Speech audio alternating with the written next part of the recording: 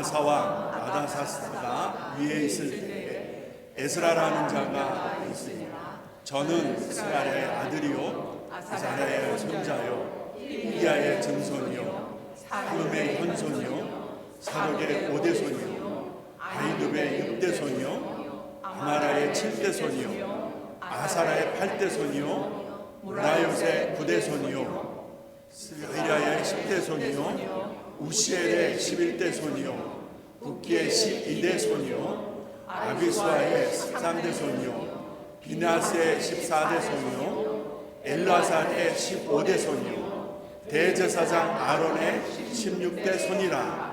이에 에스라가 바벨론에서 올라왔으니 저는 이스라엘의 하나님 여호와께서 주신 바 모세 율법에 익숙한 학사로서 그 하나님 여호와의 도우심을 입음으로 왕에게 구하는 것은 다 받는 자더니 아닥사스 왕 친년에 이스라엘 자손과 제사장들과 레위 사람들과 노래하는 자들과 문지기들과 느리민의 사람들 중에 몇 사람이 예루살렘으로 이 에스라가 올라왔으니 왕의 7년 5월이라 정월 초하에 바벨론에서 길을 떠났고 하나님의 선한 손에 도우심을 입어 5월 초 하루에 예루살렘에 이르니라. 에스라가 여호와의 율법을 연구하여 준행하며 율례와 규례를 이스라엘에게 가르치기로 결심하였더라. 아멘. 하나님 말씀하여 주시옵소서. 이 어려운 때를 넉넉히 살아갈 지혜를 주시옵소서. 사방이 막혀 있는 듯하고 많이들 어려운 때를 주님 아시지 않습니까? 하나님 말씀하시면 마른 뼈들도 여호와의 군대가 되었듯이 우리의 영혼이 힘을 얻게 싸우니 오늘 말씀하여 주시옵소서. 예수님의 이름으로 간절히 기도드립니다. 아멘. 먼저 두 연도를 보시겠습니다. 한번 이 연도를 보시면서 이 연도가 무엇을 의미한지를 한번 느껴보시기 바랍니다. 예민하신 분들은 금방 아시리라고 생각합니다. 두 연도에는 너무나 흡사한 공통점이 있습니다. 서기 AD 586년 그리고 1910년 이 두 때의 장소는 다릅니다. 전자는 지금의 팔레스틴 지역이고 후자는 지금의 한반도, 우리가 나고 자란 우리 조국 강산이라고 할 수 있겠습니다. 이 두 연대가 엄청나게 차이가 있지만 어떤 사건을 의미하고 어떤 교훈을 주시는가 이 시간 한번 같이 만나볼 수 있기를 바랍니다. 먼저 586년입니다. 자, 586년에 팔레스틴 땅에서 어떤 일이 있었는가? 거슬러 올라갔는데 910년까지 거슬러 올라갑니다. 910년에 어떤 일이 있었는가? 여러분 아시죠? 사울 왕, 그 다음에 다윗 왕, 솔로몬 왕. 사울 왕 전에는 사사 시대가 있었죠. 사사 시대 끝자락에서 백성들이 사무엘에게 요구합니다. 우리도 왕을 주시옵소서. 하나님께 기도한 사무엘이 하나님의 허락을 받아 처음 왕을 세우는 것이 사울 왕입니다. 그리고 두 번째 다윗, 세 번째 솔로몬. 이 3대 거친 왕조 시대를 통일왕국이라고 합니다.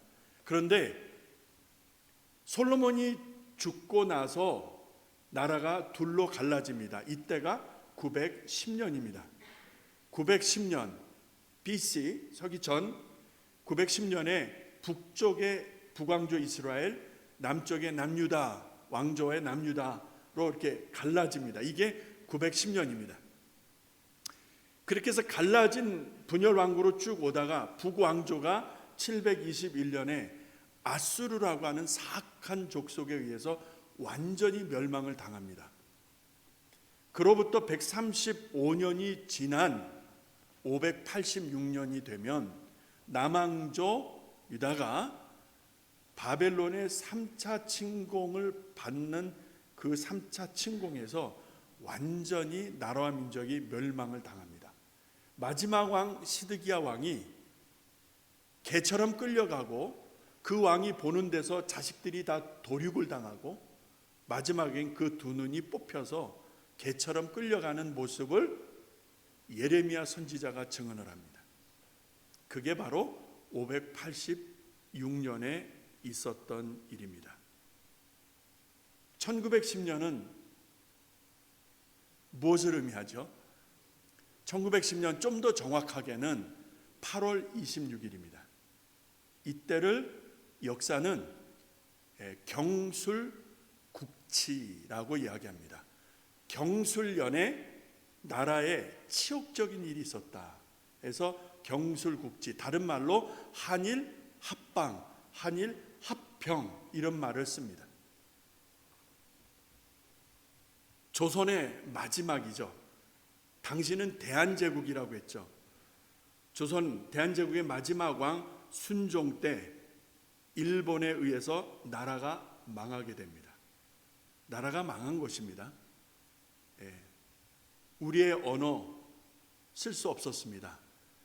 우리의 이름 쓸 수 없었어요. 창씨개명하게 했죠. 상투를 잘라버리고 창씨개명하게 하고. 그래서 저희 부모님 세대는 일본 말들을 다 잘하셨어요. 왜 안 하면 안 되니까. 경술국치, 이것이 바로 1910년에 있었던 사건입니다. 자, 그러니까 586년과 1910년이 주는 공통점은 뭐예요? 나라와 민족이 망했다는 것입니다. 그런 의미에서 아주 흡사한 동일한 모습을 보게 되어집니다. 여러분과 저는 좋은 세상을 원합니다. 우리 자녀들에게 좋은 세상을 물려주기를 원합니다. 그런데 좋은 세상이 그냥 하늘에서 뚝 떨어집니까? 좋은 세상은 어떻게 가능한 것입니까? 지난날에 담겨진 역사적 교훈이 있습니다. 우리가 잊어버릴 거는 잊어버려야 돼요. 잊어버릴 거는 잊어버려야 되는데 잊어버릴 것을 잊지 않고 있으면 이게 마음의 쓴뿌리가 되고 영적 성장에 가장 치명적인 바이러스가 됩니다. 잊어버리세요. 그런데 잊지 말아야 될 것이 있어요. 잊지 말아야 될 것을 잊어버리면 안 되겠죠. 586년 혹은 1910년 이런 역사 속에 담겨진 어떤 백성들의 죄악들, 그리고 그것으로 인한 하나님의 진노와 심판, 이러한 역사가 주는 교훈을 우리가 잊지 않을 수 있다면 여러분과 제가 원하는 좋은 세상, 우리 자녀들에게 물려줄 좋은 세상은 가능하다고 봅니다. 그런데 만에 하나 이런 역사적 교훈을 우리가 놓치고 있다면 그때와 지금 다르지 않을 것이고 그때와 같이 오늘도 그때와 동일한 우를, 잘못을 우리도 범하고 말 것이다, 이렇게 생각을 해봅니다. 586년 바벨론에 의해서 이스라엘이, 남유다 왕국이 완전히 멸망당하는 국치를 경험하면서 그렇게 끝나는 것이 아니라 그렇게 망한 남왕조가 70년의 포로 생활로 이어집니다. 1910년 일본에 의해서 합병이 되고 난 다음에 그걸로 끝나는 것이 아니라 36년이라고 하는 강점기를 보내게 됩니다. 소위 말하는 식민지죠.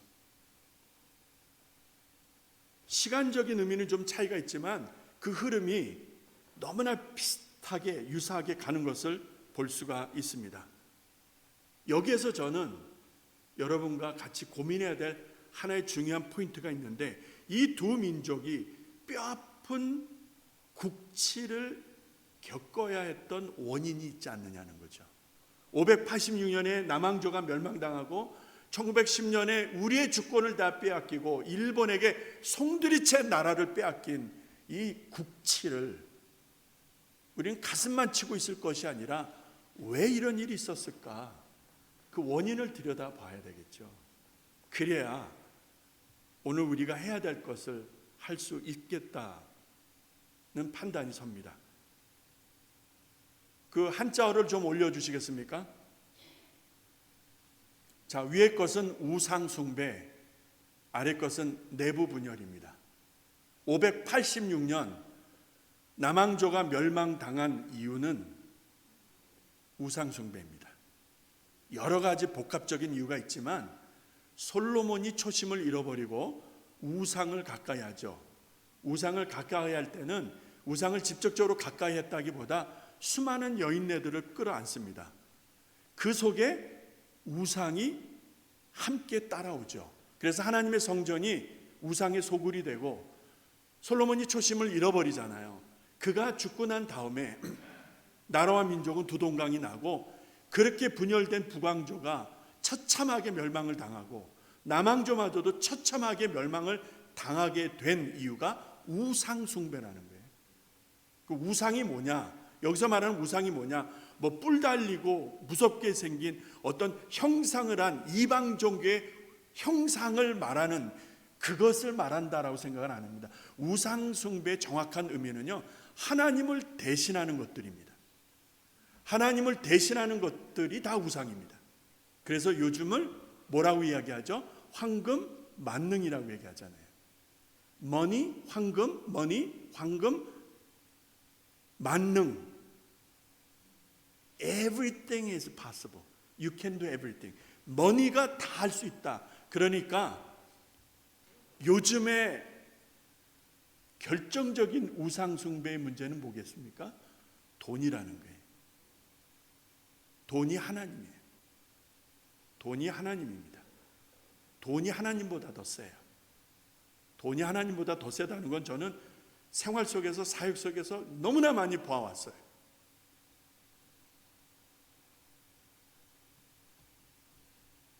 우상숭배가 나라를 망하게 한 거예요. 우상숭배가 처참하게 70년 개같이 살아야 되는 포로 생활로 이어졌던 것입니다. 대한제국의 멸망 원인은 아까 아래 게 뭐였었죠? 우상숭배 아래 게 뭐였었죠? 내부 분열이었죠. 내부 분열이 뭘까? 여러분 잘 아셔야 돼요. 그 당시 대한제국 마지막 순종 그때에 일본이 통째로 나라를 삼킬 때의 우리나라 내부는 어떤지 아십니까? 여러 위정자들이 있었지만 크게 세 그룹으로 나눕니다. 그래서 반외세 운동, 외세, 영국, 미국, 러시아, 일본 외세들이 여러분 이 한반도를 먹으려고 얼마나 일했습니까? 이 반외세 운동을 외쳤던 보수 세력이 하나 있고요. 그 다음에 외부의 모든 것을 다 열어서 받자라고 하는 개화 세력이 있었어요. 그러니까 보수 세력과 개화 세력은 서로 반대죠. 예, 명성황후와 대원군의 관계를 생각하시면 됩니다. 쇄국 정책 서로 다르죠. 그런데 또 하나가 있었어요. 민중 세력. 이 민중 세력은 반보수, 반개화 운동입니다. 이 둘에 대한 반대적인 한 그룹이죠. 적어도 이 세 그룹이 서로 물고 뜯고 싸웠던 거예요.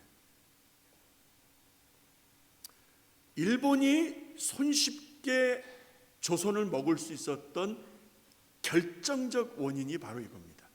서로 싸운 거예요. 서로. 제발 싸우지들 마세요. 제발. 우상 숭배와 내부 분열이 나라와 민족을 죽게 한 거예요. 이게 역사적 가르침이에요. 이때를 바라보셨던 우리 주님의 마음이 어떠셨을까? 그 옛날 586년 그리고 1910년 여러분 이때에 나라와 민족이 멸망당할 수밖에 없었을 만큼 그렇게 처참한 지경에 있었을 때 하나님이 어떤 마음이셨을까? 하나님의 마음을 저희들이 어찌 알 수 있겠습니까? 그래서 하나님의 말씀으로 여러분 만나보시길 바랍니다. 호세아 6장 1절입니다. 우리 같이 한 목소리로 읽어봅니다. 시작. 오라 우리가 여호와께서 우리를 찢으셨으나 도로 낫게 하실 것이요 우리를 치셨으나 사며 주시고. 자, 돌아오라는 거예요.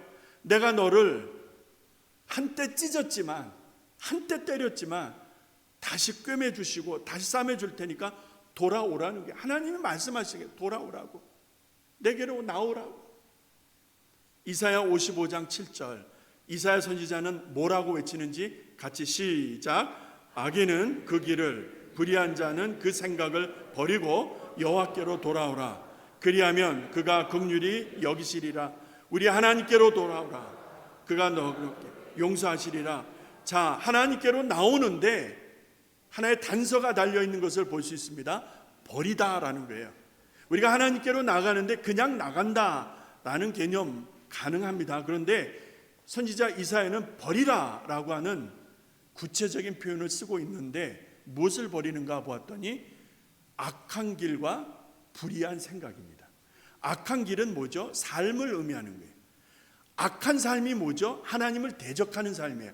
악이라는 것은 선의 반대인데 성경에서 악은 하나님을 대적하는 것에 대표성 있는 표현이에요. 악이라는 게 악인, 악인의 길, 악한 꾀, 이런 것들. 악은 하나님을 대적하는 것이죠.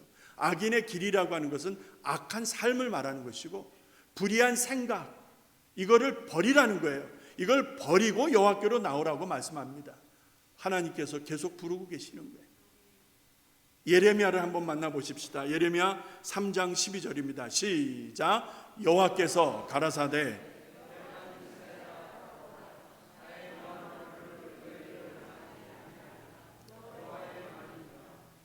선지자 호세아, 선지자 이사야, 선지자 예레미야를 보면서 하나님은 동일하게 멀리 떠난 이스라엘을 부르고 계세요.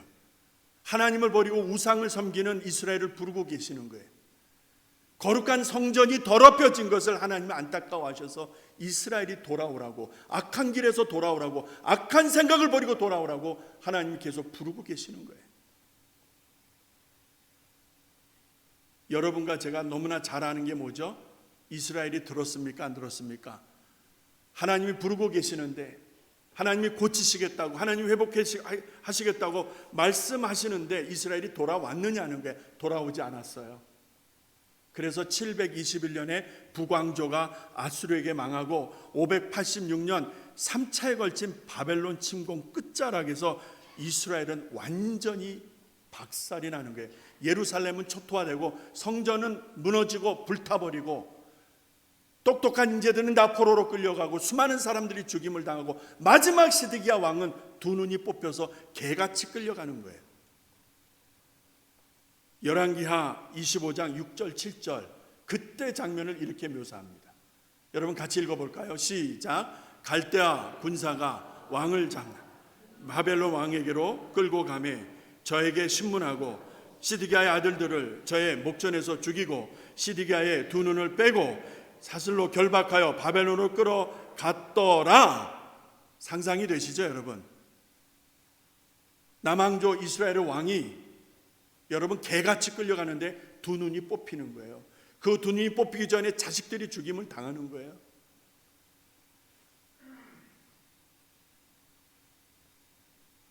(586년) 처참한 종말을 맞게 됩니다. 그 원인이 뭐라고요? 우상 숭배였습니다. 하나님을 버리고 하나님보다 다른 것들을 더 사랑한 결과가 이렇게 처참하게 돌아온 것입니다. 대한제국은 어떠했습니까? 앞서 말씀드린 대로 보수 세력, 개화 세력, 민중 세력 이 세 개가 서로를 물고 뜯는 것입니다. 일본은 손쉽게 대한제국을 통째로 먹을 수가 있었던 것입니다.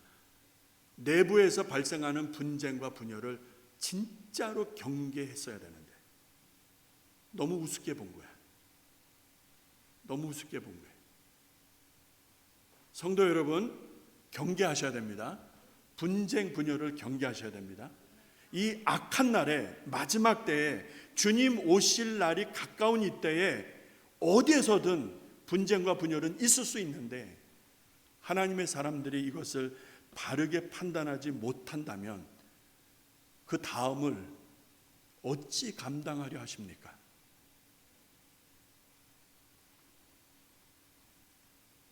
초대형 사건이 터지는 거예요. 나라가 통째로 넘어갔는데 이걸로 끝나는 게 아니라, 일제강점기 36년이 진행되는 이걸로 끝나는 게 아니라 진짜 큰 게 왔어요. 뭔지 아시죠, 여러분? 신사참배. 야, 신사참배. 기독교가 성령이 바람처럼 불처럼 오셔서 교회가 탄생하고 교회가 강력하게 복음을 전할 때 이단이 들어오는데, 역사적으로 그것을 영지주의라고 합니다. 나시즘, 그노시즘. 영지주의가 뭐냐면 극단적인 이혼론이에요. 천상과 이 땅에 있는 것을 구분합니다. 맞는 것 같아요. 그렇잖아요. 하늘은 거룩하고 땅은 저속하고, 그렇죠? 육은 더럽고 영은 거룩하고, 맞는 것 같아요. 그런데 이게 왜 문제가 되느냐? 하나님이 사람의 몸을 입고 성육신에, 난센스. 그러니까 예수 그리스도의 성육신을 부인하고, 예수 그리스도의 성육신을 부인한다는 것은 십자가와 부활을 부인하는 거예요. 그게 언제 발생해요? 2세기 전에 들어오는 거예요. 어디로? 교회 안으로.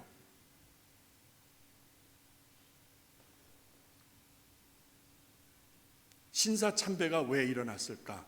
36년 강점기로 누르면 될 텐데, 신사참배가 뭔지 아십니까? 이제 마지막 남은 게 뭐예요? 조선 사람에게 마지막 남은 게 뭡니까? 신앙적 양심이었어요. 하나님을 사랑하는 그 신앙의 절개가 마지막 하나 남았는데, 이것을 빼앗는 작업이에요.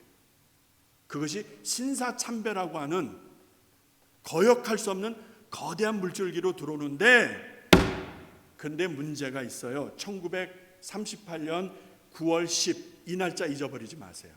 1938년 9월 10, 이날 대한예수교 장로회, 그 당시 대한민국의 가장 중요하고 영향력 있는 교단 중에 하나가 대한예수교 장로회 아닙니까?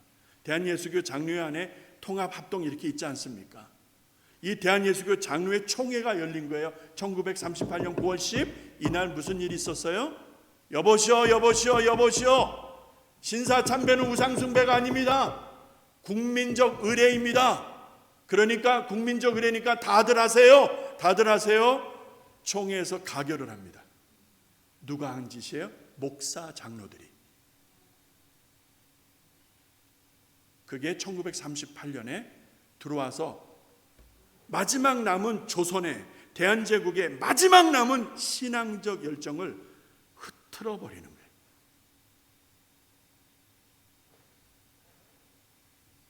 이때에 주기철 목사님 이런 몇몇 분들은 끝까지 거부하고 순교당하시지 않습니까? 한국의 당시 교회 지도자들은 다 여기 넘어졌어요. 한경직 목사님도 넘어진 것을 나중에 고백하셨어요. 여러분과 제가 무엇을 생각해야 됩니까? 하나님은 공의의 하나님이세요. 하나님이 가만히 계셨을 것 같아요? 아니요. 이 목사 장로들의 죄악을 반드시 물으시는 거예요. 어떤 일이 벌어졌을까요? 1938년에서 정확하게 12년이 지나면 김일성이라고 하는 미치광이가 전쟁을 일으킵니다. 사람들은 그가 일으킨 전쟁이라고 얘기합니다. 그가 소련의 지원을 받아서 그래서 일으킨 전쟁이라고 하는데, 천만의 말씀 만만의 말씀 잘 보세요. 이 전쟁은 하나님의 진노입니다. 하나님의 심판입니다. 우리 민족을 거반 죽게 하나님이 밟아버리시는 거예요. 저는 그렇게 보고 싶어요. 그 죄값을 물으시는 거예요.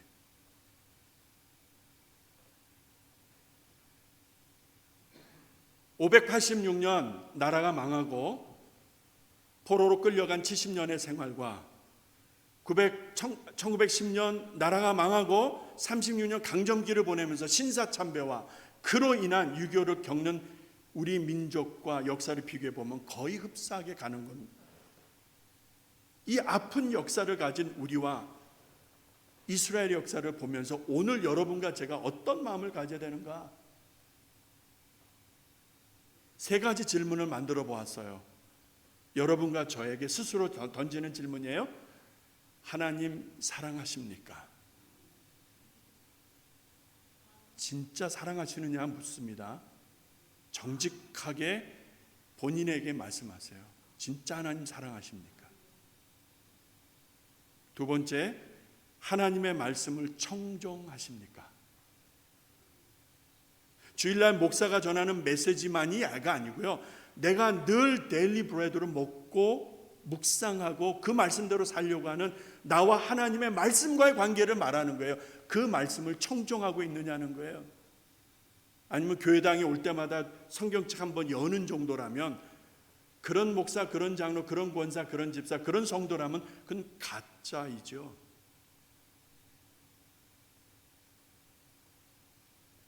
하나님의 말씀을 청종하고 계십니까? 하나님의 성전이 거룩하다 말할 수 있겠어요? 하나님의 성전이 거룩하다라고 말하는 것은 하나님이 계시기 때문에 거룩한 거예요. 여러분, 이 공간 속에 하나님의 임재가 있습니까? 없습니까? 여러분이 판단하세요. 그냥 교회 당입니까? 성전입니까? 이 세 가지 질문을 스스로에게 물어봤습니다. 참 두려운 마음이었어요. 이 질문에 답을 못한다면 586년 1910년과 매다를 것인가? 이제 서론이 끝났습니다. 본론 겸 결론입니다. 오늘 시리즈 말씀과 사명 네 번째 시간입니다. 고민하다가 에스라를 선택했습니다. 오늘 읽은 말씀 에스라 7장을 가지고 여러분과 제가 만나보려고 하는 사람이 에스라입니다. 에스라 하게 되면 꼭 따라오는 수식어가 있습니다. 개혁이라는 단어입니다. 이 개혁은요, 픽스하는 게 아닙니다. 고치는 게 아니에요. 이 개혁은요, 완전히 갈아엎어버리는 것입니다. 픽스하는 거 있죠? 이렇게 고장나면 이렇게 고치는 거, 파트 사다 고치고, 이런 게 아니라는 것입니다. 그냥 완전히 bottom to top, 완전히 갈아엎어버리는 것을 말하는 거예요. 왜 에스라에게 이런 수식어가 따라왔는가? 오늘 그것을 만나보려고 하는 것입니다. 그러려면 에스라가 어떤 사람인가 보았더니, 첫 번째, 제사장 집안 사람이에요. 그러니까 목사님 가정의 목사였다, 이렇게 보시면 되겠습니다. 제사장 집안에 제사장의 피를 가진 제사장이었다라는 사실입니다. 아론의 16대 직계손이다, 오늘 그리 말씀합니다. 두 번째, 그는 율법 학자였다라는 말이 나옵니다. 여러분, 율법 학자라는 말은요,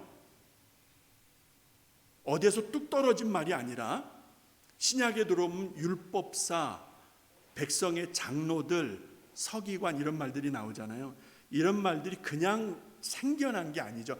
그 전 시대로 올라가야 되는 것인데, 여러분, 율법 선생, 율법 학자라는 말은 이전에는 없었어요. 그렇다면 이때 생겨진 말로 보여지는데, 학자들의 이론은 이때가 어느 때입니까? 포로기를 보내고 있었던 거예요. 바벨론에서 70여 년 포로기를 보내고 있었던 이때에 율법 학자라는 말이 나왔던 거예요. 그럼 왜 나왔을까 보았더니, 예루살렘에서 살 때는 성전이 있었으니까 하나님께 나아가 제사도 드리고 하는데, 포로로 끌려와서 포로로 사는 사람들이 성전이 있었겠어요? 없었겠죠. 그래서 뭐가 생겼을까? 회당이 생기는 거예요. 나일스의 회당이 생기고, 저기 윌링의 회당이 생기고, 이렇게 지역마다 회당들이 생기는 거예요. 그 회당이 무엇을 했을까요? 백성들이 모여 여호와 하나님을 향한 신앙을 다지는 장소였었어요. 그때 하나님의 말씀을 강론하는 사람이 있었겠죠. 그래서 나오게 된 말이 율법 학자라는 말입니다. 누가요? 에스라가. 그러니까 에스라라는 인물을 알 수 있는 거예요.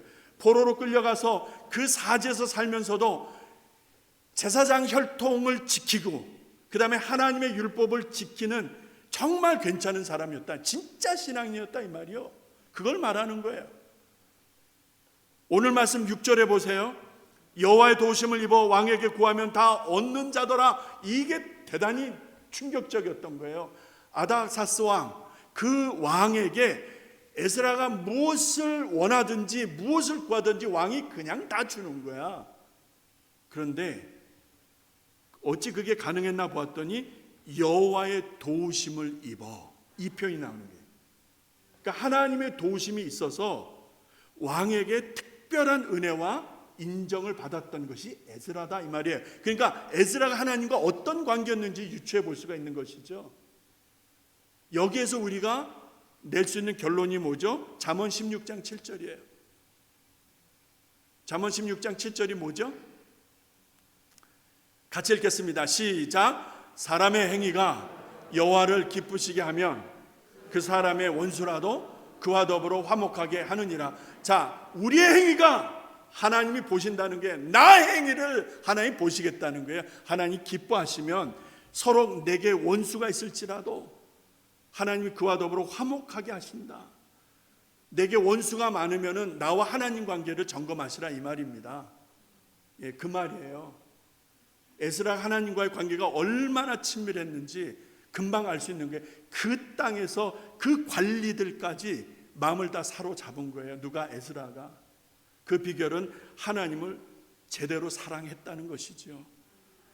그런 에스라가 결단을 내립니다.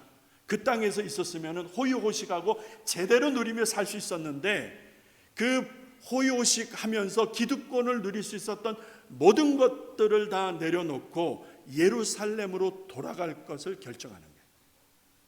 이게 중요한 것이죠. 고생을 사서 하는 거예요. 거기서 살면 편한데 다 잡혀 있잖아요. 다 준비되어 있고 다 누릴 수 있으니까 굳이 갈 필요는 왜 있어? 여기서 신앙생활 잘하면 되잖아. 뭐하러 거기까지 가느냐고요. 안 그래요? 근데 에스라는 가기로 결단을 내리는 거예요. 그래서 시작된 게 포로에서 옛 땅으로 돌아오는 귀한 행렬이 시작되는 거예요. 3번에 걸쳐서. 그 첫 번째가 뭐죠? 스룹바벨 1차 스룹바벨을 통해서 이제 귀환이 시작됩니다. 그 스룹바벨이 예루살렘으로 돌아올 때 49,897명이 따라왔다고 해서 49,897명, 엄청난 숫자죠. 그들이 스룹바벨과 와서 무엇을 했어요? 성전을 짓는 거예요. 대단한 역사죠. 그리고 에스라는 그 다음 2번째로 가게 됩니다. 그런데 바로 간 것이 아니라, 바로 이어서 간 것이 아니라 스룹바벨이 떠나서 성전을 지은 지 80년이 지나요. 80년. 자, 80년이면 30년을 보통 한 세대로 보는데 세 세대, 할아버지 세대 가고 아버지 세대 가고 네 세대가 갈 때쯤 되는 기간이에요. 80년이면. 그 80년이 지난 때에 2차로 귀환이 되는 거예요. 2차로 에스라가 예루살렘으로 돌아가기 위해서 사람을 모으는데 모여지지가 않습니다. 그래서 모여진 사람이 1754명. 아까 1차 때는 몇 명? 49,897명에 비하면은요, 이건 뭐 말도 안 되죠. 1754명밖에 없네. 그런데 더 문제는 이 1754명 중에 레위인이 하나도 없는 거예요. 목사, 장로들이 없는 거예요.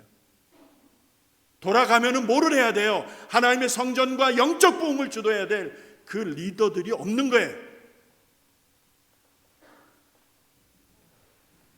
어디 있었을까요? 그 땅에 안주하는 것이죠. 그 땅에 먹고 사는 게 이제는 익숙해졌으니까 가고자 하는 마음이 없는 거예요.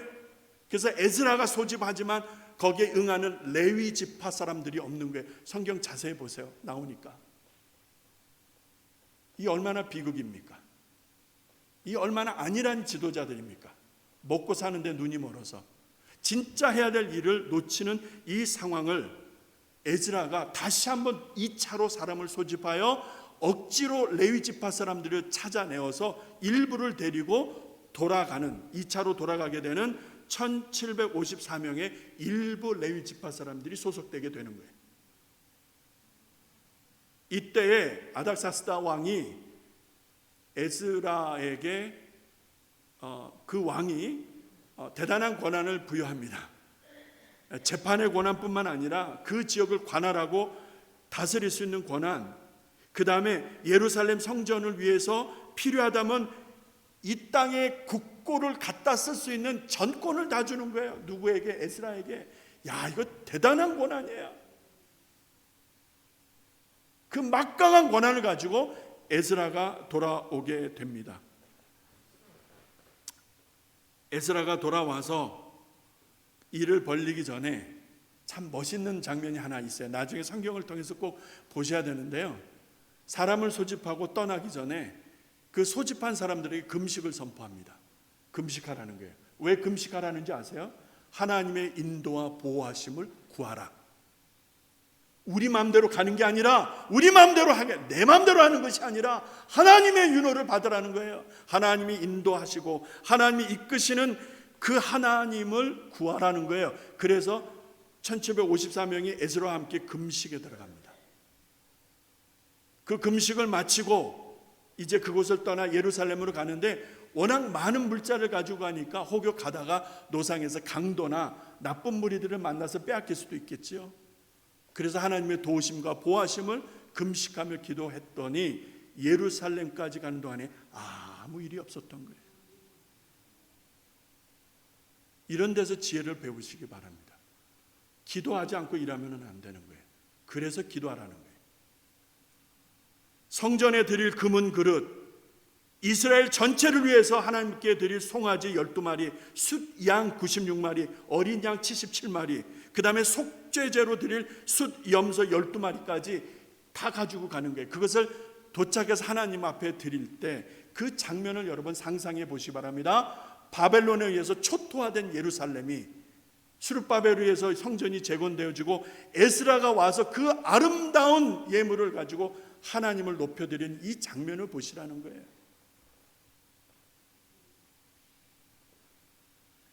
그래서 저는 감히 70여 년의 포로 생활은 하나님이 이스라엘을 연단하시는 시간이었구나.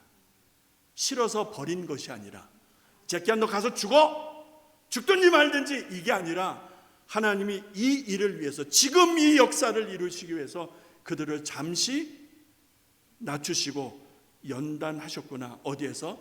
바벨론에서 얼마 동안? 70여 년의 세월 동안. 우리 민족이 일본 강점기 36년에 하나님을 바로 믿었다면 여기에 중요한 거예요. 아무리 일본이 우리 주권을 빼앗고 했어도 영적인 지도자들이 기도하고 하나님의 백성들이 바르게 신앙 지키고 억압을 받아도 핍박을 받아도 믿음을 잘 지켰다면 어찌 되었을까? 그런데 1938년 9월 10 그 날짜에 있었던 총의 가결과 신사참배를 국민적 의례라 착각한 백성들이 여러분 하나님 앞에 어떤 범죄를 합니까? 그래서 6.25 전쟁은 불가피했다라고 저는 생각합니다. 하나님의 진노였습니다. 이제 말씀을 마치려고 합니다. 586년 1910년에 담겨진 역사적 교훈, 우리가 생각해도 그만, 잊어버려도 그만입니까? 코비드19를 지나오면서 목회 현장과 사는 현장이 너무나 많이 바뀌었어요. 참 힘들어요. 사람들 모기도 힘들고 사람들 설득하기도 힘들고 긍정적인 협조를 받는 것도 쉽지 아니하고, 이 역사적인 교훈이 담긴 사건을 통해서 2024년을 사는 여러분과 저에게 하나님이 어떤 마음이실까, 하나님의 마음을 느끼는 시간 되었으면 참 좋겠어요. 하나님이 이 세대를 어떻게 바라보고 계실지 이 두 사건 속에서 얻어지는 영적 교훈이 우리의 안목을 열어줄 것입니다. 자, 그렇다면 무엇을 해야 되겠죠? 무엇을 해야 됩니까? 에스라가 돌아와서 무엇을 해요? 에스라가 돌아와서 무엇을 해요? 하나님의 말씀을 듣는 거예요. 80년 전에 스룹바벨에 의해서 성전은 지어졌는데 3세대가 지나니까 백성들이 흐지부지하는 거예요. 또 딴짓들을 하고 흐지부지하는 그런 일들을 에스라가 듣게 된 거예요. 그래서 돌아가기로 결심하고 돌아와서 하나님의 말씀을 높이 들고 백성을 바로 잡기 시작했던 것입니다. 말씀을 높이 들고 백성을 가르치면서 백성을 바르게 이끄는 가운데에서 오늘 우리들에게 보여주시는 하나님의 마음이 있어요. 여러분과 제가 하나님의 말씀에 집중해야 되는 이유가 여기 있습니다. 교회만 다니시면 안 돼요. 교회 다니시는 거는요, 그냥 왔다 갔다 하시면 되잖아요. 그러나 하나님을 믿는 것과 하나님의 말씀대로 사는 것은 전혀 다른 차원이요. 하나님의 말씀대로 산다면은 내 영이 사는 것 믿으시기 바랍니다. 성령 충만의 비결이 여기 있는 거예요. 하나님의 말씀 충만이 곧 뭐예요? 성령 충만이에요. 성령 충만은 말씀을 통해서 오는 게 맞아요. 근데 말씀을 모르는데 성령 충만, 그 대단히 위험합니다. 피 흘려 사신 하나님의 교회가 왜 흔들려요? 말씀이 없으니까. 그러니까 누가 한번 치면 치는 대로 움직이는 거야, 교회가. 성도들이 은혜와 은사를 왜 몰라요? 하나님의 말씀에 무지하니까. 하나님의 말씀을 알고 하나님의 말씀 내 안에서 불이 나게 되면은요, 하나님의 은혜를 주시고 은사 주시는 거 믿으시기 바랍니다. 하나님의 교회가 성령으로 역사하는 걸 바라십니까? 여러분과 제가 하나님의 말씀 안에 있으면 되는 거예요. 그러면 하나님은 불과 같이 임하시고 역사하는 걸 믿으시기 바랍니다. 그래서 제가 순 운동을 준비하고 있는 거예요. 그 글자 올려주실래요? 이게 순자입니다. 새싹이 난다는 거 있죠? 새순, 죽순순입니다. 이게 새싹이 난다는 그 순이에요. 기도하면서 준비합니다. 준비가 되면 여러분들에게 말씀드리겠다 했는데, 이 순은 뭐냐? 어른 땅을 뚫고 나오는 그 한 새싹을 보듯이 아무리 어려운 세대를 산다 할지라도 하나님의 말씀을 가진 사람들은 생명을 트게 됐어요. 믿으시기 바랍니다. 이것이 곧 말씀 회복 운동이죠. 여기에는 나이 탓, 건강 탓 없습니다. 제 방에 오셔서 플리즈 하는 분들이 계세요. 아니요. 저는 예외를 안 둘 것입니다. 여러분을 살리기 위해서. 우리가 살기 위해서. 586년, 1910년, 그리고 1938년, 1950년으로 이어지는 이 아픈 역사가 더는 반복되면 안 되잖아요. 그러기 위해서는 제2의 에스라와 같은 사람들이 일어나야 돼요. 그래서 하나님의 말씀을 붙들고 씨름하면 이 난세를 살아가게 하실 줄로 믿습니다. 하나님의 능력이 나타나게 하실 줄로 믿습니다. 기도한 대로 응답하실 줄로 믿습니다. 이 시간 우리 기도하겠습니다. 기도할 때에 결단의 시간 갖는 거, 하나님 말씀을 갖게 하시옵소서. 말씀에 순종하여 지키게 하여 주시옵소서. 함께 더불어 하나님의 말씀으로 세워지는 우리 교회, 우리 각 사람, 우리 가정, 우리의 믿음 되게 하여 주시옵소서. 우리 한번 주님 앞에 간절한 마음으로 기도하겠습니다. 아버지 하나님 고맙습니다.